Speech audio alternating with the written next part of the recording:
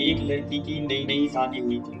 वो अपने नए घर मतलब ससुराल में जैसे ही प्रवेश की तो उसे कुछ भी अच्छा नहीं लग रहा था, क्योंकि उसकी सास हमेशा उसे हर बात पर टोकती रहती थी, कुछ न कुछ उसके विरुद्ध बोलती रहती थी। बचपन से जवानी तक पिता ने अपनी बेटी की सारी जरूरतों को पूरा किया था और वो लाडों से अपनी बेटी को पाला था।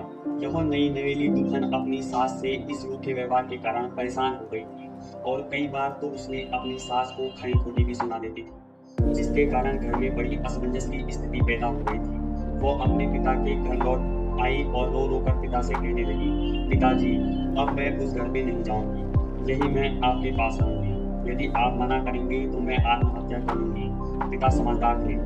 पिता ने बेटी को 2 दिन बाद कहा, बेटी, यदि मैं तुमसे एक बार जैसा कहूँ क्या तुम एक बार वैसा करोगी? यदि तुम उसके बाद भी कहेगी तू इस घर में रहना चाहती है तो कोई बात नहीं। बेटी ने कहा, कहिए पिताजी, लेकिन याद रखना यह अंतिम बार होगा कि मैं उस घर में जाऊंगी। पिता ने कहा, वहां जाकर जैसे तुम्हारी सास तुम्हें भला बुरा कहने लगे, तुम अपने मुंह में एक कुल्ला पानी भर लेना और तब तक मुंह में पानी भरे रहना जब तक तुम्हारी सासू माँ बोलना बंद न कर दे, और उसके बाद उस पानी के कुल्ले को नाली में छोड़ देना और फिर कुछ पलट कर मत कहना। बेटी को कुछ समझ नहीं आया, लेकिन बेटी तैयार हो गई। बेटी ने ससुराल जाकर ऐसा ही किया।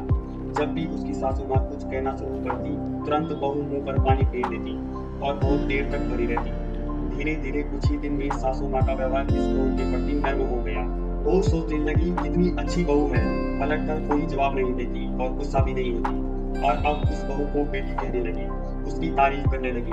कुछ दिन में सासू माँ का प्रेम भरा व्यवहार देखकर बहू भी अपनी सासू माँ को माँ के जैसा प्रेम करने लगी और दोनों खूब बातें करने लगे, साथ साथ घूमने और मार्केट खरीदारी करने जाती।